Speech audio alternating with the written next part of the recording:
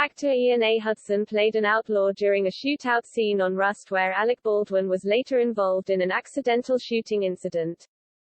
An actor who was in a different scene involving firearms on the set of the movie Rust is speaking out about his life-threatening experience.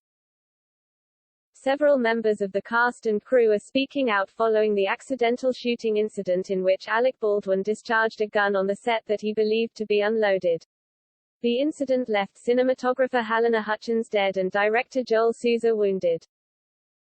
Speaking to TMZ, New Mexico-based actor Ian A. Hudson spoke out about his experience on the film in a previous scene that involved guns.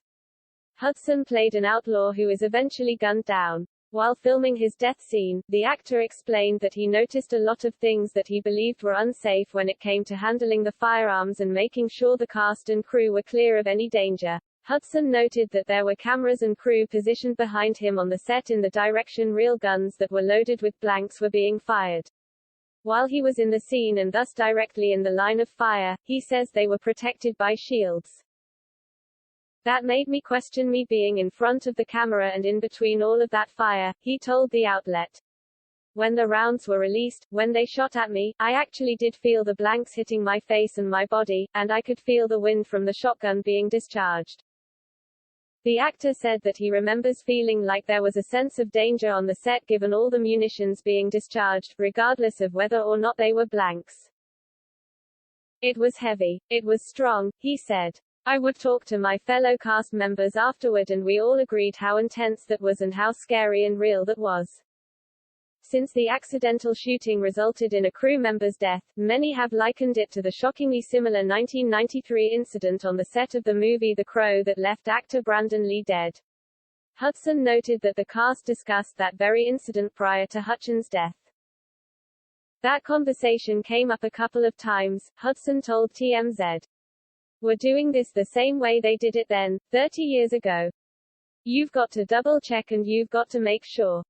Fortunately, Hudson explained that some of the other actors on the set with more experience than him when it came to firearms did indeed check their weapons, regardless of whether or not they were told the guns were safe to handle or not.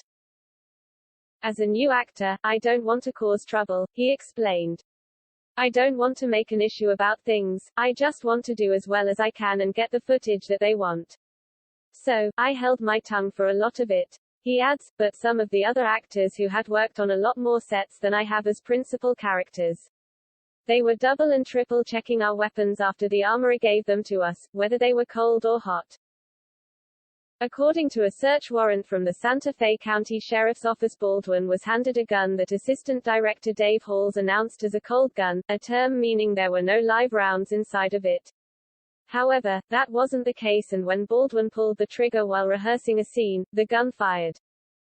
One of the three people besides Halls and Baldwin who handled the gun was armorer Hannah Gutierrez Reed, who previously questioned her own abilities to run firearms on a movie set in a recent podcast.